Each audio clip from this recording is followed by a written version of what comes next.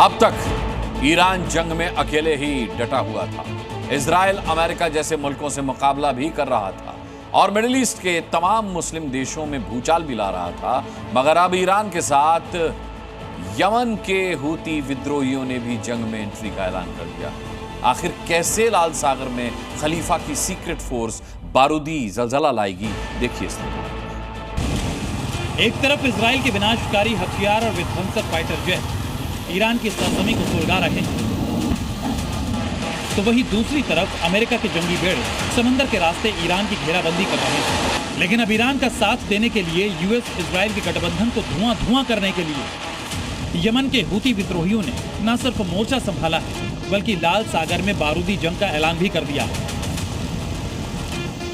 Yemen के Houthi विद्रोहियों को ईरान का खुला समर्थन है और ईरान की तरह हूती विद्रोही भी इजराइल को अपना सबसे बड़ा दुश्मन मानते हैं। लिहाजा जंग में यमन के हूती विद्रोहियों ने भी एंट्री की है। हूती विद्रोही खुलकर ईरान का साथ भी दे रहे हैं और इजराइल पर हमले का प्लान भी तैयार कर रहे हैं। जिस वक्त इजराइल और हमास में जंग छिड़ी थी, उस दौरान भी हूती विद्रोहियों ने इजराइल पर बैलिस्टिक मिसाइलों और ड्रोन से प्रहार किया था। लेकिन हूती का असली बारूदी ट्रेलर तो रेड सी में दिखाई दिया था। लाल सागर को हूती विद्रोहियों ने एक ऐसे चक्रव्यूह में तब्दील किया जिसमें अगर कोई फंसा तो फिर उसका निकलना मुश्किल था।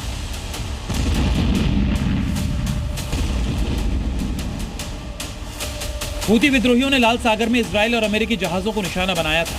ऐसे में अगर हूती विद्रोही ईरान का साथ देते हैं तो एक बार फिर लाल सागर में इजराइल और अमेरिकी जहाजों पर हमले शुरू हो सकते हैं।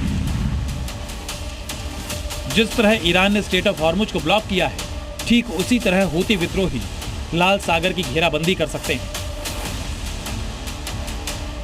4,38,000 स्क्वायर किलोमीटर में फैला लाल सागर, जो यूरोप और एशिया जैसे दो महाद्वीपों को आपस में जोड़ता है, मगर इसी लाल सागर में बीते कई दशकों से यमन के हूती विद्रोहियों का दबदबा है।